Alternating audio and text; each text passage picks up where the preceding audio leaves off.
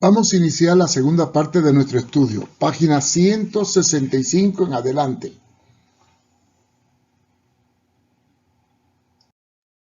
Nuestro tema es la Iglesia y la política, segunda parte. Ponga mucha atención y tome nota. El Evangelio se fundamenta en la predicación del Evangelio del Reino. Así se le llama. Jesús ordenó a sus discípulos predicar el Evangelio del Reino. ¿Qué significa esto del reino? Bueno, en Mateo 24:14, este es un nuevo estilo de vida, diferente al de este siglo. Dice, id y predicar el Evangelio del Reino, un Evangelio que no es de este mundo. Esto lo dejó sentado cuando fue interrogado por Poncio Pilato, cuando le preguntó si él era rey. Y él reafirmó que sí, pero su reino no era de este mundo. De manera que el reino de Jesús no era político ni terrenal. En la cena de Jesús, él declara a sus discípulos que no probarían más de la vid hasta que el reino de Dios venga. Lo cual es un anunciamiento escatológico del reino final que se establecería después del milenio. Lucas 22:18. Y eso se proclama cada vez que tomamos la cena del Señor, porque la misma dice que cuando tomamos la cena, la muerte del Señor anunciamos hasta que Él venga. Ese reino de Dios está en Cristo y en su palabra. No está fundamentado en un cambio de sistema, sino en el corazón del hombre. No se fundamenta en palabras demagógicas, como las promesas que hacen los políticos, sino en poder de Dios. Primera de Corintios 4:20, que dice, porque el reino de Dios no es cuestión de palabra, sino de poder. No está fundamentado en comida, ni bebida, ni título, ni espectáculo, sino en frutos del Espíritu. Romanos 14:17. Que el reino de Dios no es comida ni bebida, sino justicia, paz y gozo por el Espíritu. Este reino va forjando un pueblo de toda tribu y lengua que aspira a reinar en el cielo, en donde está nuestro reino y nuestra ciudadanía final. Filipenses 3:20, nuestra ciudadanía está en los cielos. Allí no podrán entrar los fornicarios, ni los ladrones, ni los corruptos en este reino o en este sistema. Primera de Corintios 6, 9 y 10. Léanlo bien. Los principios evangélicos nos obligan a vivir en el mundo con la conciencia de que no somos del mundo. Juan 17, del 15 al 16. Y Pedro afirma que somos peregrinos y extranjeros en este mundo. Segunda de Pedro 2:11. Así que toda alianza o pacto con el mundo, dice la Biblia, nos hace enemigos de Dios. Primera de Juan 2:15. Segunda de Corintios 6:14. Si esto es así, entonces pregunto, ¿cómo es posible que aspiremos a ser ministros del Evangelio y a la vez involucrarnos con la corrupción de este mundo mediante la ambición política? La iglesia primitiva frente a la política. Al estudiar la posición de los apóstoles en la naciente iglesia durante los primeros años del cristianismo hasta el año 300, nos encontramos como referencia a una iglesia que no trató de intervenir en la política, sino más bien todo lo contrario. Mostraron su total rechazo a vincularse con los negocios seculares de este mundo y mantuvo la distancia de alineamiento con el sistema político dominante, por lo cual fueron perseguidos. No hay ninguna referencia en el libro de los Hechos, ni tampoco en las epístolas de Pablo y Pedro, ni de los padres de la iglesia posterior al año 100, que vinculen a la iglesia con la intervención política. Los apóstoles Pablo y Pedro le pidieron a los cristianos que oraran por sus gobernantes y se sometieran a ellos. Ahí lo tenemos en 1 de Timoteo 2:2 y 1 de Pedro 2:13-14. Someteos por causa del Señor a toda institución humana, ya sea del rey como autoridad. Así que aceptaban el hecho de la justicia romana, a pesar de que la misma incluía la pena de muerte de forma jurídica y muchos fueron víctimas de esta pena de muerte.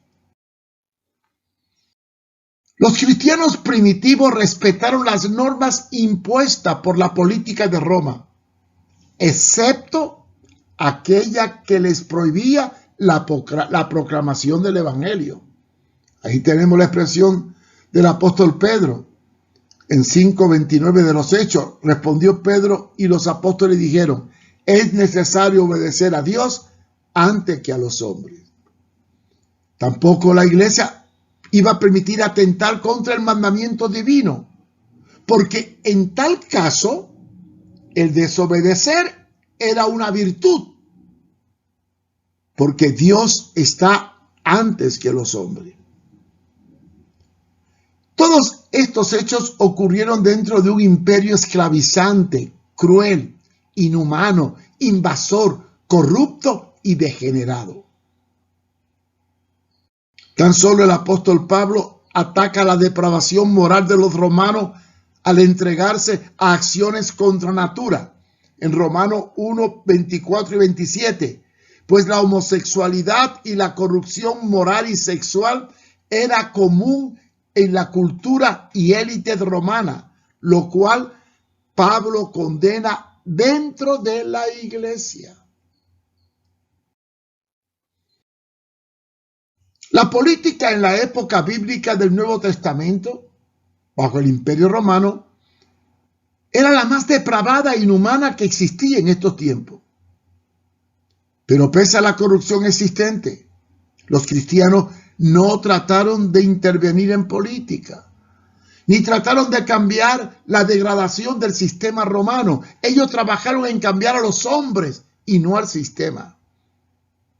Su mensaje era dado en las calles, en los circos romanos, cuando eran víctimas del sistema injusto. Ellos sabían que las leyes no pueden regenerar el corazón del hombre, sino una experiencia profunda con Jesucristo que produzca un nuevo nacimiento. Pero, ¿cuándo la iglesia se contaminó con la política? Mientras la iglesia no se identificó con el poder dominante, Roma, su mensaje fue poderoso. Su moral fue impactante.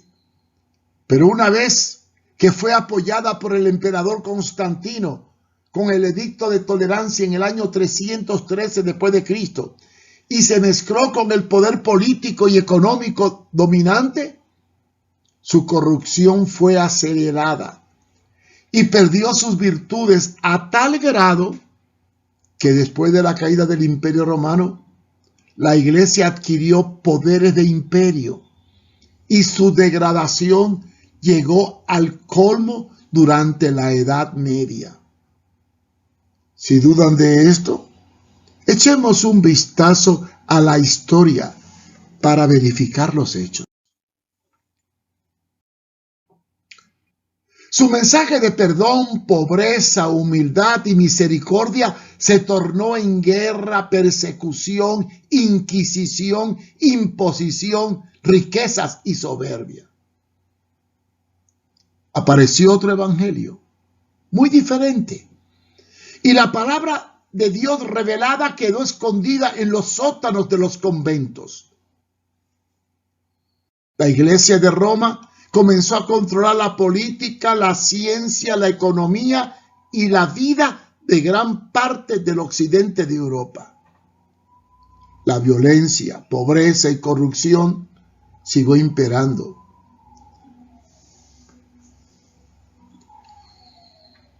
Aisladamente, algunos frailes combatieron esta corrupción, como San Francisco de Asís, pero poco a poco nada pudieron hacer frente al poder religioso del papado que dominaba políticamente Europa, a tal grado que coronaba a los reyes.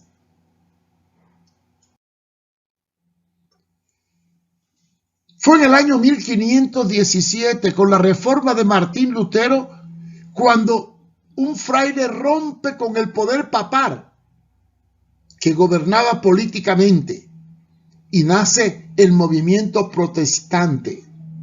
Pero tristemente, la historia se repite. Entre ellos aparece el reformador protestante Juan Calvino, que después de proclamar el Evangelio, regresa a Ginebra, Suiza, donde ocupa un puesto político y desde esa plataforma persigue a los predicadores disidentes protestantes de la doctrina por defender o atacar la Trinidad, matando entre ellos al médico español Miguel Servet por su posición contra la Trinidad. Esta alianza política religiosa causada por Juan Calvino en Ginebra, Suiza, trajo detrimento al movimiento protestante, porque tristemente se repitió la historia de la Iglesia romana. ¿Y cuál es esa historia? Usar el poder político para imponer sus ideas religiosas.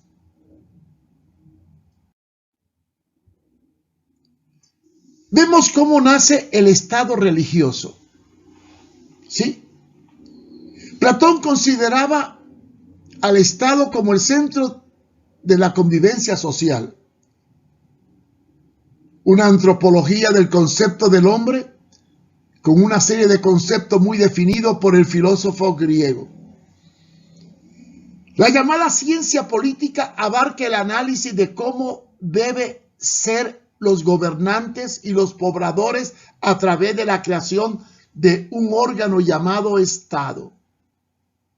Con base a ello, surgen varias teorías sobre la estructura de la autoridad y los deberes ciudadanos por medio de un gobierno que da origen a lo que reconocemos como un Estado.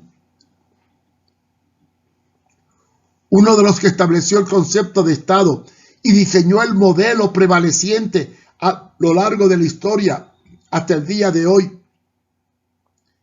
en las repúblicas fue el filósofo griego Platón entre los años 428 a 347 a.C. Pero en la Edad Media, algunos escritores vincularon y unieron la religión con la política, siguiendo las viejas costumbres que existieron en los mismos albores de la humanidad y que fue un fracaso. Vayamos a la Biblia. Aparece el Estado religioso con los reyes de Israel, los cuales eran ungidos por los profetas y sacerdotes. Y aunque hubo una teocracia política aparente, el elemento dominante en el periodo de los reyes fue la corrupción por la ambición y la constante influencia del paganismo vecino, que tristemente llevó a los reyes de Israel al pecado, a la idolatría y al juicio divino mediante diversas cautiverios. Uno de los más sobresalientes defensores del poder religioso en la política dentro del papado y el Sacro Imperio Romano fue el teólogo italiano Santo Tomás de Aquino, quien defendió el papel de la Iglesia frente al Imperio Romano en su obra llamada Summa Theologiae. También Dante Alighieri, en su obra de Monarchia, sobre la monarquía, abogaba por un mundo cristiano bajo un emperador y un papa, cada uno de ellos con poder absoluto en su ámbito. Después aparece el político italiano Nicolás Maquiavelo, 1513, que superó todos los conceptos anteriores para establecer el debate entre Iglesia y Estado, al analizar de forma realista los problemas y las posibilidades de que los gobiernos que intentan conservar el poder podían valerse de todos los medios, usando incluso la religión y la fuerza para imponer sus objetivos. Maquiavelo, que existió entre los años 1479 y 1527, fue un escritor y estadista florentino que nació en una familia noble empobrecida y diseñó el esquema de lo que es la política moderna, el maquiavelismo. ¿Qué significa el método maquiavélico en la política? En sus escritos, Maquiavelo establece con astucia, estrategia de engaño y demagogia cómo realizar acciones que justifiquen el uso de medios incorrectos para alcanzar el poder político. Y no le importaba para ello usar a la Iglesia como instrumento de alineamiento. Según dice la enciclopedia, en su libro El Príncipe, escrito en el año 1513 y publicado en el 1532, Maquiavelo describe el método por el cual un gobernante puede adquirir y mantener el poder político. Este estudio, que con frecuencia ha sido considerado una defensa del despotismo y la prevalencia de la tiranía de dirigentes como César Borgia, está basado en la creencia de Maquiavelo de que un gobernante no está atado por las normas éticas y puede usar incluso la Iglesia para sus fines. Es mejor ser amado que temido, o al revés, dice él.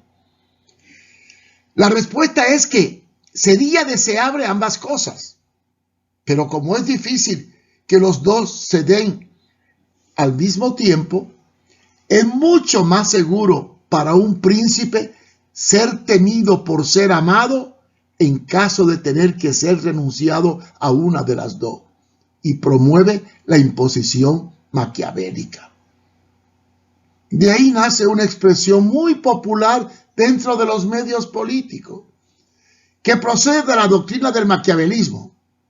Es esa expresión que dice que el fin justifica los medios. Esto hace que la política sea turbia, ambiciosa, mentirosa, corrupta y demagógica. Es por ello que detrás de todo político se esconde una actitud maquiavélica.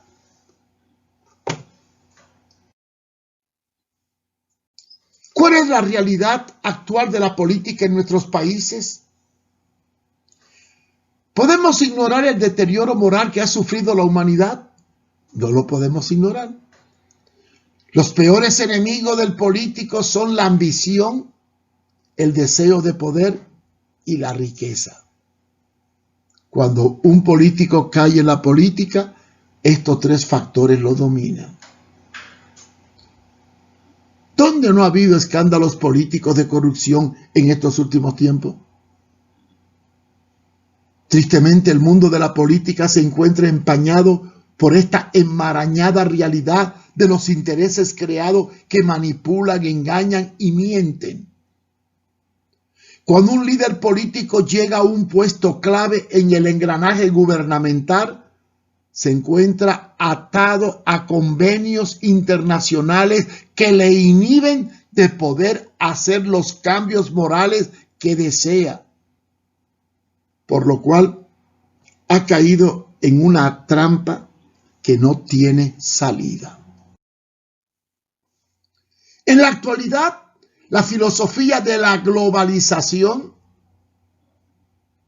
ata a los países a pautas rígidas dentro de una filosofía mercantilista, relativista, materialista e incluso de género, que aumenta la pobreza e impone reglas del juego contrarias a la palabra de Dios, proclamando lo moral como inmoral y lo inmoral como moral.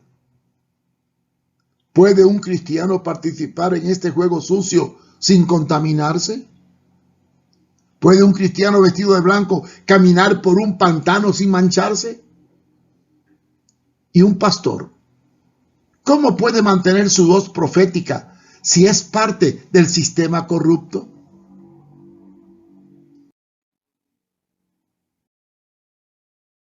El cambiar lo profético y alterar la historia es un grave error. Todos los pastores estudiamos escatología. Los que siguen la corriente del dominionismo y se hacen llamar apóstoles y profetas y actúan contrariamente a la palabra y proponen una actitud contraria a la revelación escatológica de la Biblia, están errando. Sí. ¿Puede un iluminado detener el cumplimiento profético de la apostasía en los últimos tiempos? Las afirmaciones y mensajes que nos transmiten estos predicadores del evangelio, de la prosperidad, de la fantasía y de la política, busca solo el poder económico y político. Y para ello adulteran la palabra de Dios, como dice 2 Corintios 2:17, porque no somos como muchos que mercadean, negocian, falseando la palabra de Dios, sino que con sinceridad, como de Dios y delante de Dios, hablamos de Cristo. Pero vamos a analizar tales desvirtuaciones. Los predicadores del alineamiento religioso en la política, o los pastores que se llaman apóstoles y profetas y se meten en la política, afirman lo siguiente: vienen tiempos maravillosos y veremos la prosperidad y la abundancia. Esto va contra Mateo capítulo 24, versículos 6 y 8, cuando dice que oiréis de guerra y rumores de guerra. Cuidado, no os turbéis, porque se levantará nación contra nación y habrán peste, hambre y terremotos. ¿Cómo pueden decir que vienen tiempos maravillosos cuando cada año que vivimos es peor que el anterior? Otra afirmación de ellos: la iglesia va a reinar y gobernar nuestra nación y no habrá maldad. ¿Y cómo pueden afirmar esto cuando Mateo 24:12 dice que por haberse multiplicado la maldad se enfriará el amor? ¿Y estos tiempos serán como los días de Noé? Dicen los falsos predicadores de la prosperidad: nos espera un futuro glorioso de paz y prosperidad. Miren todas las citas que contradicen esto. Primera de Tesalonicenses 5, del 1 al 3, Mateo 24, 37. Y veamos, al comparar los tiempos futuros con los tiempos de Noé. Otra afirmación que dicen estos disparatados predicadores: vamos a sanear la corrupción y detener el pecado y restaurar la fe. ¿Cómo vamos a restaurar la fe si no cambiamos al hombre? Primera de Timoteo 4:1, Mateo 24:22 y segunda de Tesalonicenses 2:3. Ellos afirman: viene un gran avivamiento, el mundo se convertirá a Jesús, veremos señales y milagros. Y Jesús preguntó: ¿y cuando el Hijo del Hombre venga, hallará fe en la tierra. Lucas 18:8, Mateo 24, 22, 24. Ellos afirman, restauraremos los valores, uniremos las familias, restauraremos el país bajo un gobierno de Dios. ¿Cómo pueden hacer esto si no viene Cristo a reinar? ¿Pueden impedir ello que haya un gobierno justo sin que reine Cristo? Y después afirman, seremos ricos, prósperos, bendecidos y andaremos con los poderosos de la tierra y gobernaremos y reinaremos. Se olvidan de Apocalipsis capítulo 3, versículos 15 y 19. Porque tú dices, yo soy rico y me he enriquecido y de ninguna cosa tengo necesidad, y no sabes que tú eres un desventurado, miserable, pobre, ciego y desnudo. Ellos proclaman un evangelio de gozo y sin sufrimiento, de prosperidad, en donde todo será hermoso, seremos ricos y dejaremos de sufrir. Incluso hay iglesias que ponen rótulos, deje de sufrir. Ellos se olvidan de que el evangelio es sufrimiento. En el mundo tendréis aflicción. Miren toda la cita bíblica que contradice esta afirmación. Ay, hermanos, todos estos textos son suficientes para desmantelar la teoría que desde la plataforma de la política podemos detener el pecado y la injusticia. Porque vamos indudablemente hacia un gobierno mundial en donde el anticristo se enseñoreará de las naciones. Pero la iglesia tiene una promesa especial de ir con Jesús antes de que Él tome el control mundial. Y dice la Biblia que solo se salvará un remanente, porque muchos son los llamados y pocos los escogidos. ¿Podemos cambiar de sistema o cambiar de corazón? En años atrás, cuando el comunismo y la Unión Soviética dominaba y los movimientos guerrilleros se proliferaban, entre la década del 1960 al 1970, floreció en algunos religiosos progresistas de América Latina una teología llamada teología de la liberación. Los precursores latinoamericanos de esta idea fueron Rubén Alves y Gustavo Gutiérrez, los cuales proclamaron la idea de que los cristianos deben involucrarse en política para producir un cambio que modifique el sistema explotador de una sociedad viciada por el capitalismo. En esta época muchos gobiernos eran militares. El mejor teólogo y filósofo que diseñó el esquema fue el teólogo brasileño Leonardo Boff.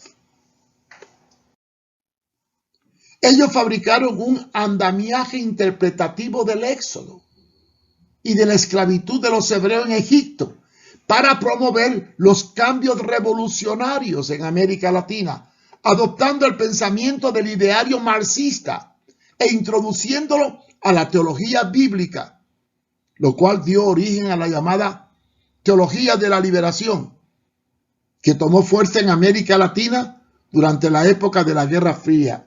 Recuerdo que en Bolivia fui a la Universidad de La Paz y tenían a un Cristo guerrillero con un arma. Esta teología proponía un cambio de estructura para modificar la injusticia, la cual prevalecía en muchos países dominados por gobiernos militares, dictatoriales o corruptos. Ellos proponían cambiar la injusticia usando medios revolucionarios, aún por la fuerza, sin cambiar el corazón de las personas.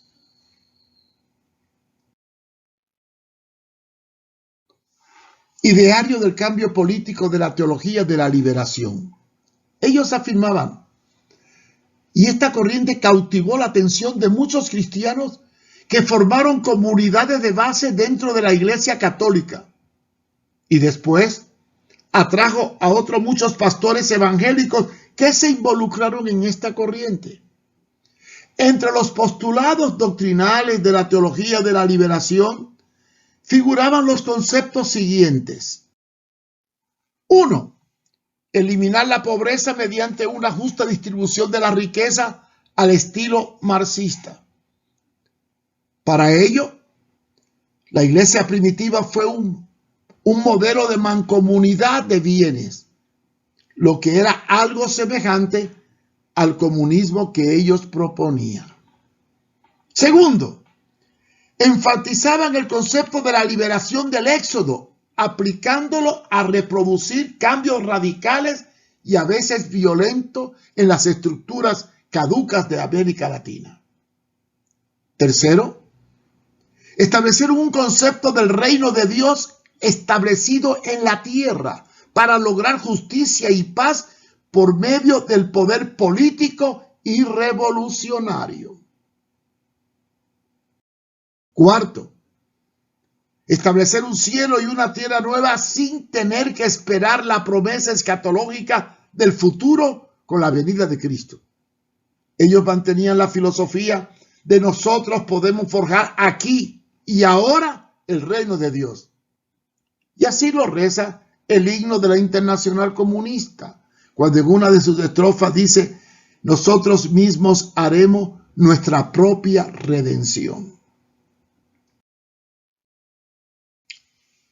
Estos principios debían alcanzarse mediante la lucha, no solo en el campo político y democrático, sino también por las fuerzas, naciendo movimientos guerrilleros, si fuera necesario. En la medida en que fracasó la Unión de Repúblicas Socialistas Soviéticas y el sistema comunista, las bases de esta dialéctica y el concepto de la liberación perdió fuerza. Y es que no se puede moralizar y cambiar un sistema con leyes o fuerzas impositivas si primero no existe un cambio profundo de corazón. No es quitarme lo que tengo para dárselo a otro. Es que el amor me lleve a desprenderme de lo que tengo para compartirlo con otro. El cristianismo bíblico no se fundamenta en política, ninguna moral impositiva, sino en valores concretos que dé una experiencia profunda y personal con Jesucristo. Dejemos de hacer del evangelio un negocio. Dejemos de hacer de la iglesia una plataforma para alcanzar un curul de diputado o alcalde o presidente. Dediquémonos a hacer aquello para lo cual Jesús nos ha llamado. Predicar a tiempo y fuera de tiempo. Segunda de Timoteo 4:2. ¿Cómo debe la iglesia de hoy enfrentarse a esta tendencia politizante en tiempos turbios como los que vivimos?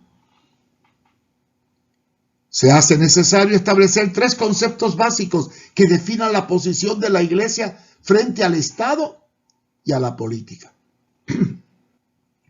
Primero, el Estado es el territorio que identifica una nación y establece leyes y políticas para regular la convivencia dentro de un régimen de derechos y libertades.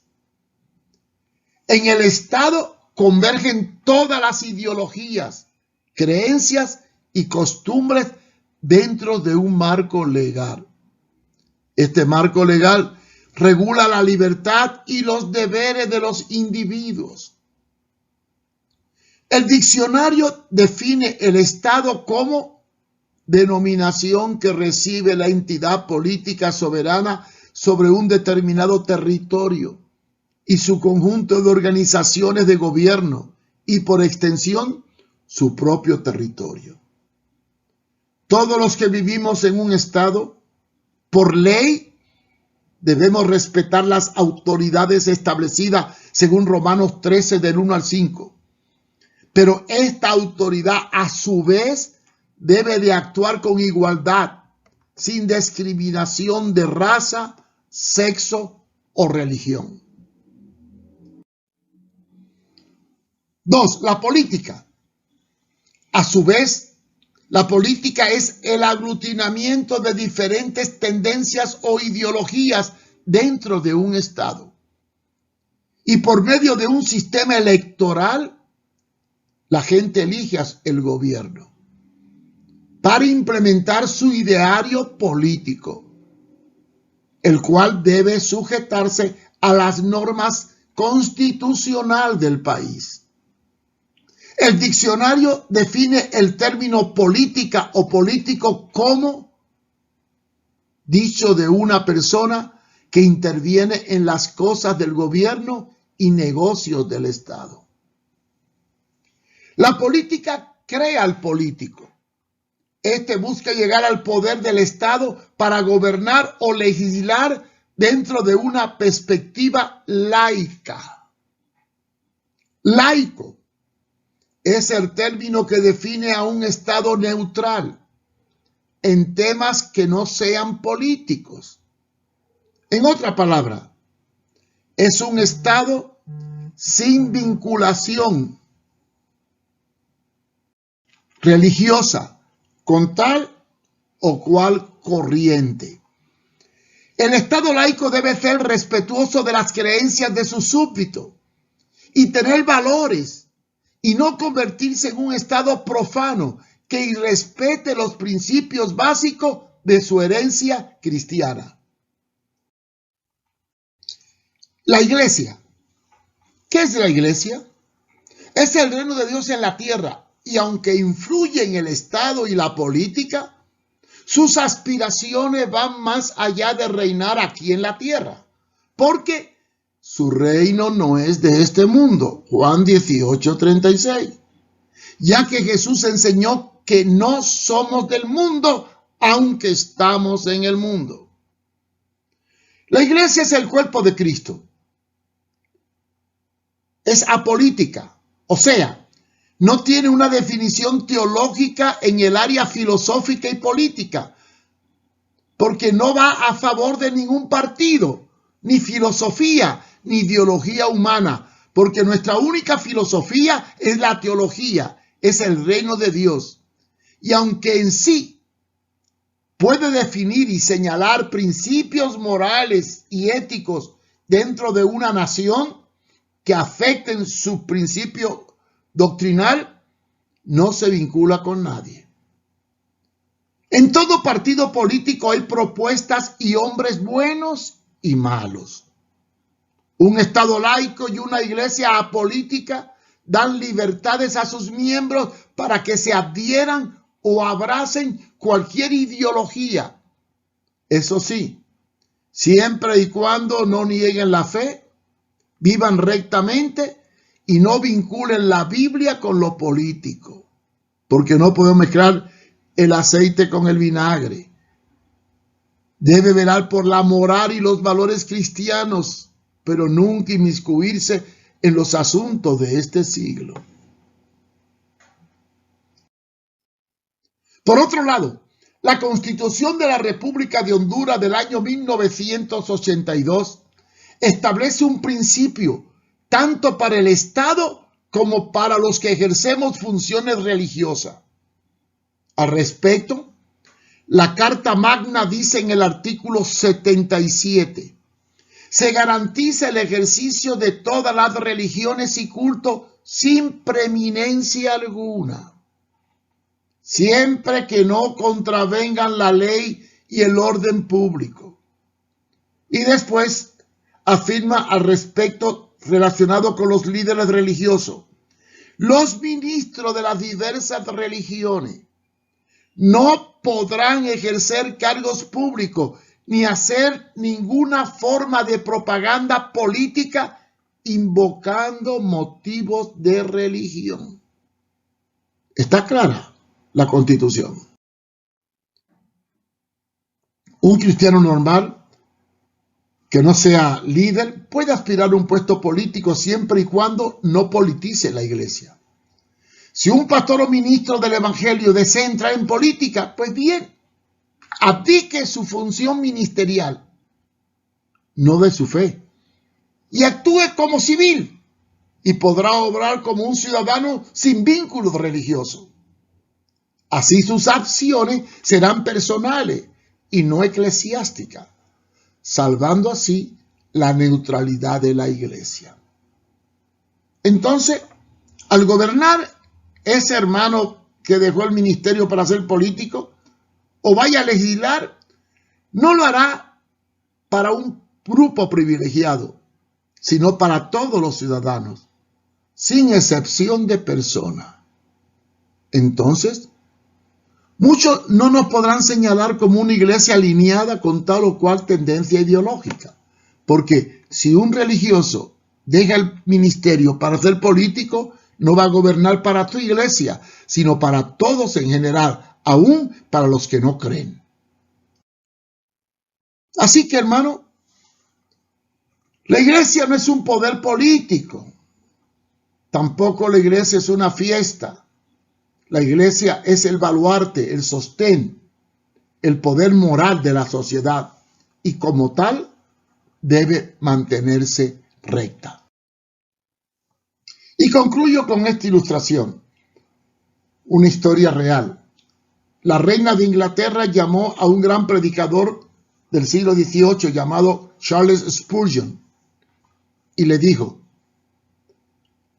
le propuso al pastor que venga a ejercer un cargo como mi mano derecha en mi república, dijo la reina. A la cual Spurgeon le respondió, le agradezco, majestad, la oportunidad que me está dando, pero no puedo bajar de puesto. La reina le dijo, ¿usted está loco? ¿Va a comparar un pastorado con ser canciller de mi república? Charles Spurgeon le contestó, tiene razón mi reina, estaría loco si lo comparo, porque el cargo que usted me está ofreciendo es de este mundo y tiene fin, pero el llamado que recibí de Dios viene del cielo y tiene galardones que son eternos.